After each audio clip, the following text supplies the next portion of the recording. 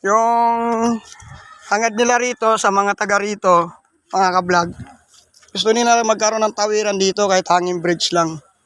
Yan yung gusto nilang magkaroon ng dito yung hanging bridge para hindi na sila ganyan nagbubuhat ng kasakay sa bangka. Yan siya. Nagbubuhat siya. Galing yan doon sa kabila.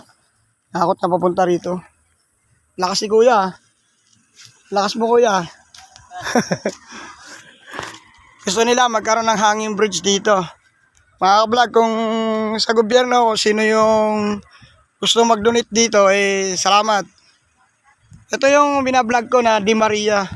Bawal dito manigarilyo, bawal dito yung mag-alaga, yung asong pakawala, bawal dito. Walang basura dito na nakakalat. Magandang umaga. Nasa Di Maria tayo, Di Maria, Northern Samar.